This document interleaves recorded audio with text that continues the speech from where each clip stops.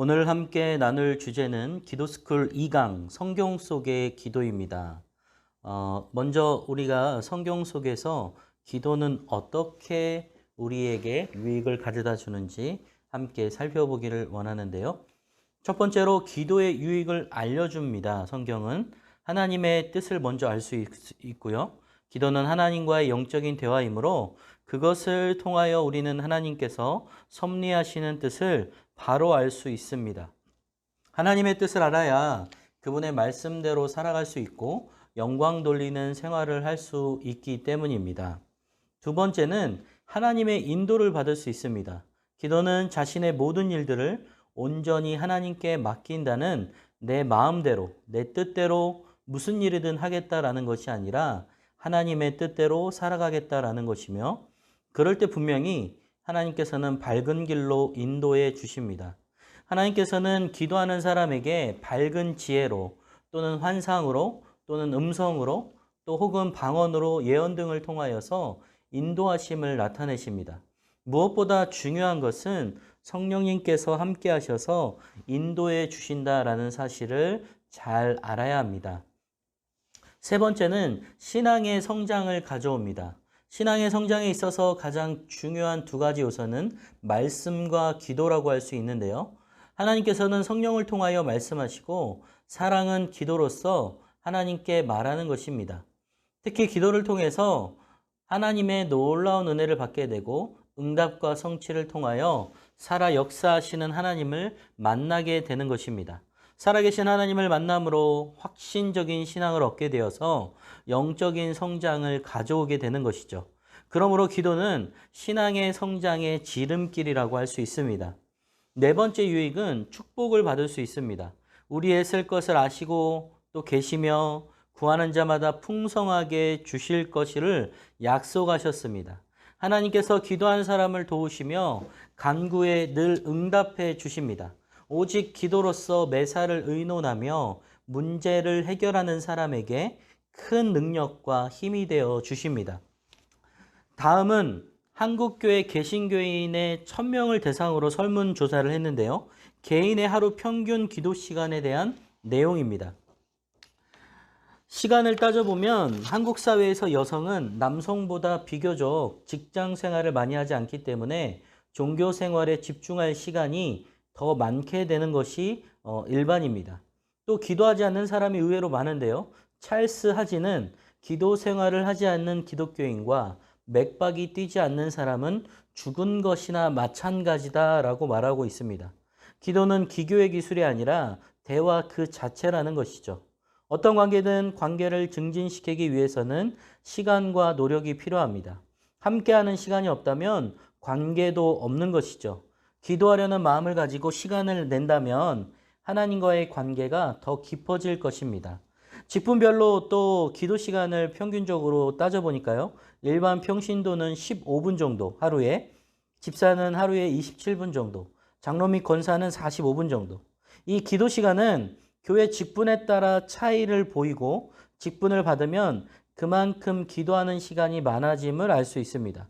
한국교회 급속한 성장의 밑거름은 기도 운동에 있음을 잘 알려주고 있는 사실입니다. 주요 기도 제목을 좀 확인해 보니까요. 제일 첫 번째는 교회 부흥을 위해서 26.1%가 기도했다고 합니다. 그 다음엔 가정 문제가 20.9%고요. 그 다음 개인 축복이 17.3%, 중보 기도가 15.3%, 해외 선교 기도가 10%, 기타가 7.2%, 조국 나라를 위해서 3.2%. 대부분의 여성도들은 남편의 건강과 자녀 문제를 놓고 많은 기도를 하고 전체적으로 교회 부흥을 위해서 기도하는 것이 가장 많았습니다. 다음은 요한복음 17장 1절, 3절, 또 6절에서 9절, 20절에서 21절 한번 읽어보면 좋겠는데요. 이 요한복음 17장은 예수님의 기도장입니다. 본문을 통해서 우리는 예수님께서 기도의 사람임을 알 수 있는데요. 예수님께서는 하나님을 어떻게 부르시냐면 1절에 예수님께서는 아버지라고 부르십니다. 그래서 예수님은 하나님을 아빠, 아버지라고 부르고 계신다라는 것이죠. 그리고 본문을 보면 기도의 제목이 각각 다른데요. 그 각각의 대상은 누구이냐면 1절, 3절은 자신을 위해서 기도하고요. 또 6절에서 9절은 제자들을 위해서 기도합니다. 또 20절에서 21절은 교회를 위해서 기도하시고요. 또 예수님은 자신을 위해 먼저 기도하셨습니다. 아들로 아버지를 영화롭게 한다라는 것은 정말 아버지의 이름을 영화롭게 하고 또 아버지의 뜻을 따라 나아가겠다라는 것이죠. 이어서 예수님은 제자들을 위해서 기도하셨는데요. 예수님은 제자들을 정말 그들은 다 아버지의 것이다 라고 표현하십니다. 그리고 그들을 위해서 기도하신 것을 보여주시는 것입니다. 또한 예수님은 교회를 위해서도 기도하셨는데요. 그 내용은 교회가 다 하나가 되게 해달라. 또 하나님 안에 있게 해달라. 또 세상에 보내신 뜻을 알게 하사 그 가운데에 온전히 나아가도록 이야기하셨습니다. 또 성경 속의 기도에 관한 연구를 한번 살펴보기를 원하는데요. 성경은 기도의 교과서라 말할 수 있습니다. 성경 속에는 무수한 기도들이 등장합니다. 또 성경 속의 위인들도 기도의 사람들이었고요. 기도를 통하여 하나님을 만나고 뜻을 알아 행하였으며 하늘의 무궁한 자원을 이 세상에 끌어내어 승리를 얻었습니다. 언제나 오늘이나 동일하신 하나님의 말씀은 오늘날 우리에게도 동일한 자원이라는 것이죠. 그래서 이 구약의 기도는 주로 지도자들의 기도로 대표가 됩니다. 즉 족장들의 기도, 또 왕들의 기도, 선지자들의 기도가 있습니다. 이 기도는 언약의 기도인데 왕들의 기도는 능력의 기도였습니다. 그리고 선지자들의 기도는 구원과 승리의 기도였습니다. 그래서 이 구약 기도의 특성을 보면 기도에 있어서 하나님께서 주도권을 갖고 계시고요. 또 하나님과 기도자와의 원만한 관계를 전제로 기도하고 계십니다. 또 하나님과의 계약 관계에 있고요. 또 구약의 예언자들은 기도를 민족으로 위한 생사의 문제로 보았습니다. 또 세 번째는 족장들의 기도를 살펴볼 수 있는데요. 이 족장들의 기도는 아브라함과 모세와 사무엘의 기도가 대표적인 예입니다. 창세기 18장에 등장하는 아브라함의 기도는 그 유명한 조카 롯을 위한 중보 기도의 내용이 나옵니다.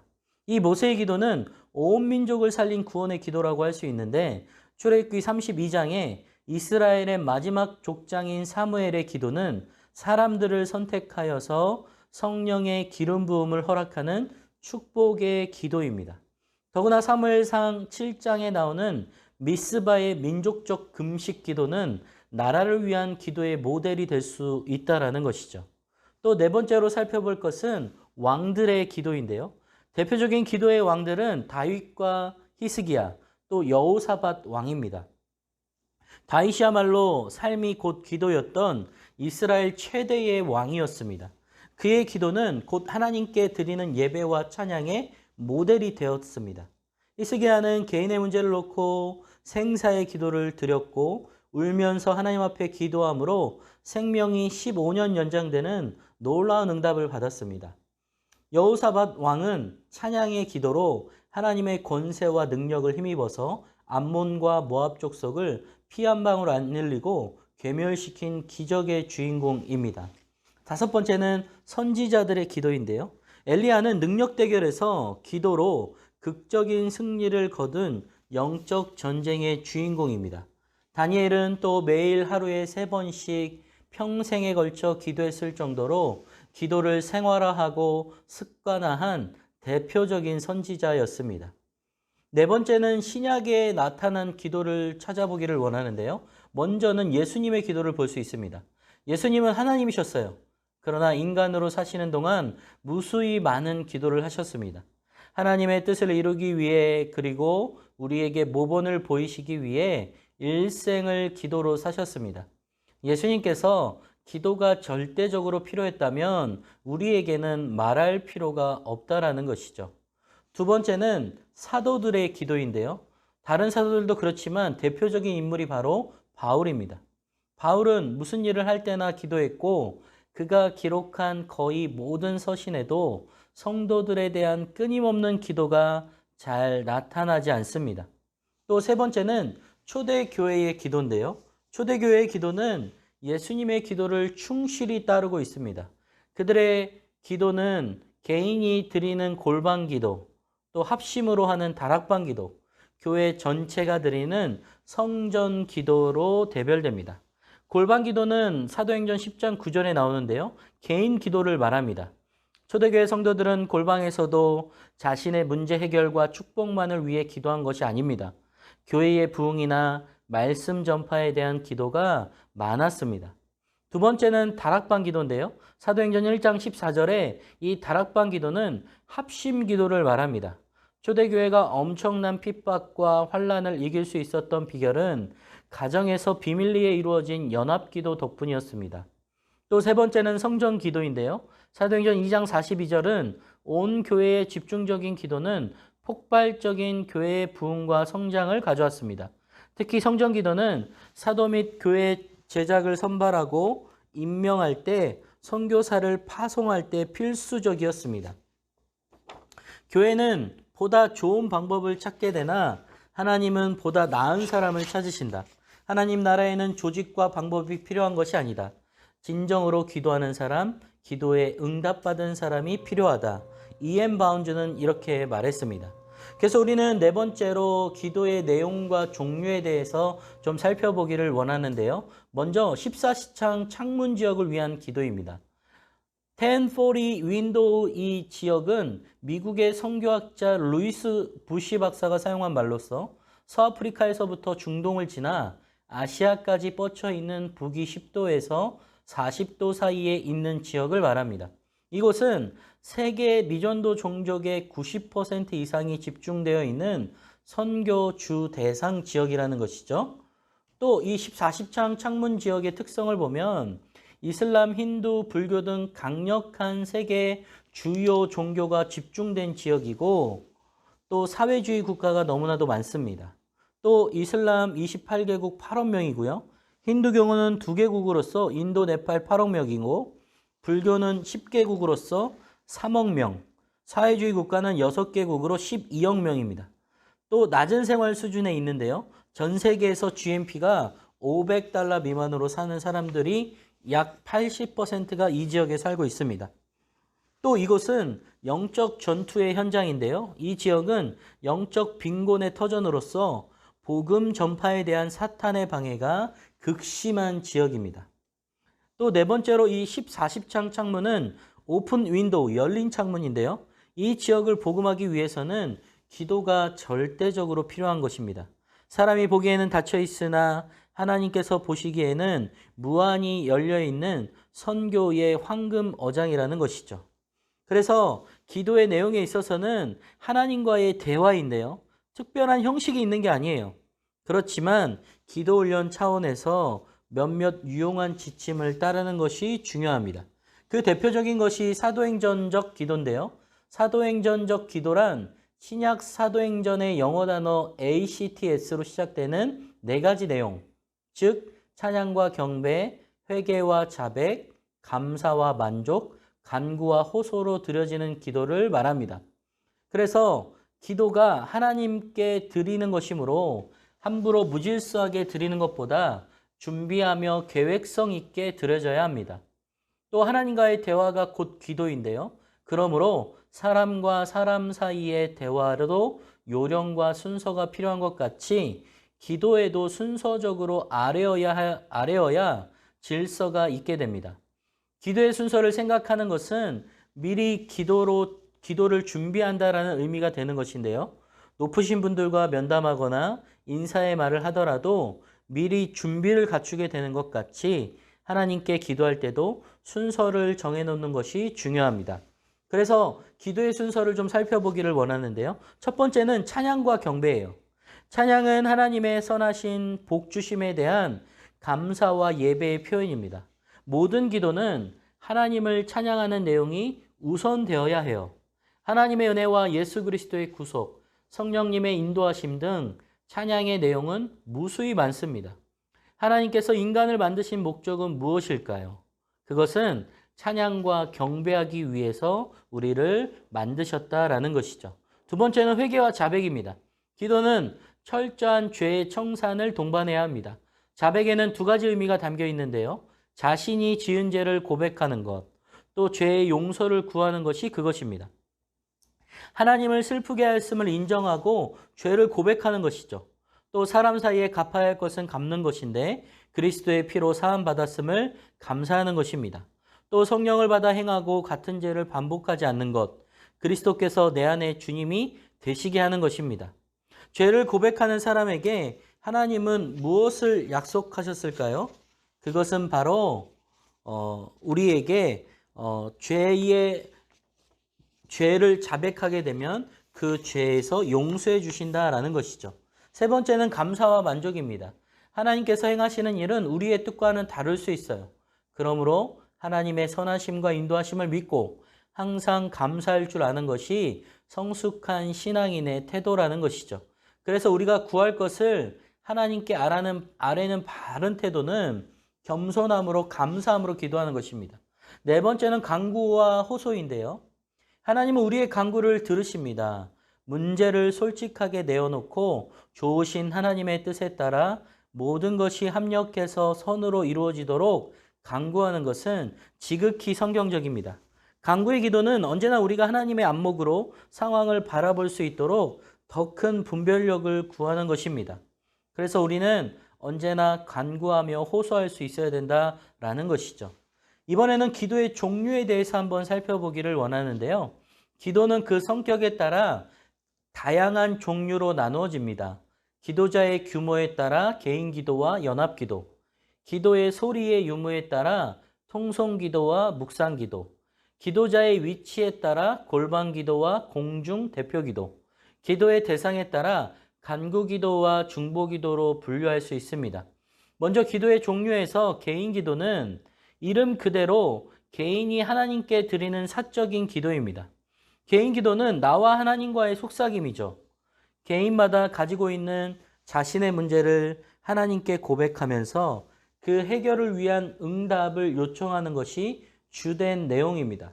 개인 기도의 장점은 언제 어디서나 드릴 수 있는 것이고 격식이나 다른 사람을 의식할 필요가 없는 것입니다. 두 번째는 연합 합심 기도예요. 한 가지 또는 몇 가지 기도 제목을 내걸고 여러 사람들이 모여서 그 문제를 놓고 중점적으로 드리는 것이 기도입니다.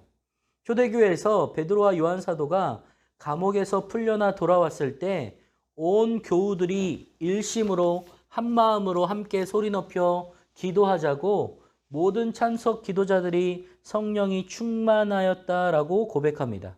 이 사건은 연합과 합심 기도의 대표적인 신뢰입니다.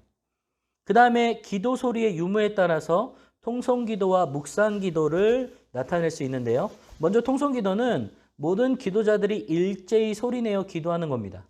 통성 기도는 여러 기도자들이 같은 시간에 또 제한된 시간에 동일한 기도 제목을 가지고 드리는 기도입니다. 통성 기도를 드리는 이유는 첫 번째로는 하나님께서 제자들 중 두세 사람이 모인 곳에는 그와 함께 하시겠다고 약속하셨기 때문에, 두 번째는 우리가 혼자 있을 때보다 함께 기도하면 다른 사람의 짐을 서로 나누어지기 때문에, 세 번째는 우리가 통성 기도하면 성령께서 돌아보시고 임재하셔서 우리가 일치감을 갖게 되기 때문에, 네 번째는 함께 기도하면 우리가 담대하고 정직하게 되며 우리가 미처 생각하지 못한 것까지도 기도하기 때문입니다. 그 다음에 기도자의 위치에 따라서 골방 기도와 공중 대표 기도를 분류할 수 있는데요. 먼저 골방 기도는, 골방은 경건한 유대인들이 조용히 하나님께 기도드리던 장소였던 것으로 알려져 있습니다. 골방 기도는 세상 모든 것과 단절하고 오직 하나님과 내밀한 대화를 나눌 수 있는 공간에서 드리는 기도입니다. 오직 자신과 하나님 외에 어떤 제3자의 개입을 불허하고 동시에 순결한 영혼의 교제를 나누는 기도라는 것이죠. 두 번째, 공중기도 대표기도는 문자 그대로 기도하는 우리를 대표해서 한 사람의 기도자가 하는 것입니다. 개인이 혼자서 하는 사적인 기도와 달리 모든 기도자들의 공동의 관심사를 공개적으로 표명하여 행하는 공적인 기도이기 때문에 그만큼 적절한 주의와 정성을 기울여야 합니다. 그 다음에 기도의 대상에 따라서 간구기도와 중보기도를 나눌 수 있는데요. 이 간구기도는 하나님께서는 우리의 모든 필요를 알고 계신다라고 말씀하십니다. 그러나 하나님께서 우리의 필요를 알고 계신다라고 해서 하나님께 간구하는 기도를 드리지 않는 것은 잘못된 태도라는 것이죠. 하나님께 간구하는 것은 당연한 태도입니다. 왜냐하면 하나님께서는 우리의 아버지이시기 때문이죠. 여기에서 분류한 간구 기도는 개인의 기도 제목을 가지고 하나님께 나아가는 기도를 말합니다. 중보 기도는 중보란 사람과 사람 사이에 또는 하나님과 사람 사이에서 중재 역할을 하는 것을 말합니다. 중보 기도는 하나님과 다른 사람과의 사이에서 그 사람을 위하여 중재적 위치에 서서 기도하는 것인데요. 중보 기도는 다른 사람을 위하여 하나님께 기도하는 것이므로 기도 중에서도 높은 차원의 기도입니다. 또한 중보 기도는 나를 위한 것이 아니라 다른 사람을 위한 기도인 만큼 그것은 사랑의 실천이라고 할 수 있습니다. 그러면 우리가 이번에는 기도의 수준에 대해서 좀 살펴보기를 원하는데요. 먼저 1단계로 생각의 단계입니다. 이것은 긍정적인 믿음의 표현과 자신의 생각을 통해 기도하는 단계이고요. 두 번째 단계는 간구의 단계입니다. 자신의 필요를 체험받고 문제를 해결하기 위해 기도하는 단계이고요. 세 번째는 중보의 단계입니다. 자신이 아닌 다른 사람의 필요와 문제를 놓고 기도하는 단계입니다. 또 네 번째는 찬양의 단계인데요. 필요의 단계를 넘어서 기도를 받으시는 하나님을 예배하고 경배하는 것, 그 자체에 힘쓰는 단계입니다. 또 다섯 번째는 묵상의 단계인데요. 하나님을 마음속에 모셔드리고 성령과의 교통을 위해 기도하는 단계를 말합니다. 다음으로 여섯 단계는 축복의 단계인데요. 예수 그리스도의 이름을 가지고 다른 사람들을 위해 복을 비는 단계이고요. 마지막 7단계는 명령의 단계입니다. 하나님께 기도할 뿐만 아니라 사탄을 물리치기 위해 강력하게 기도하는 단계입니다.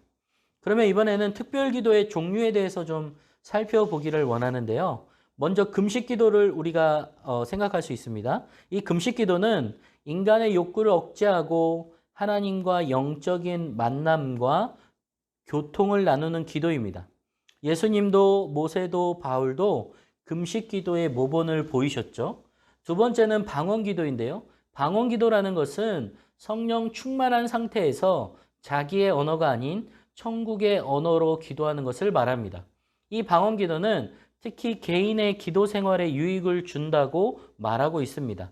또 세 번째는 신유 기도인데요. 이 신유 기도는 병든 지체가 하나님의 능력으로 고침받도록 드리는 기도입니다.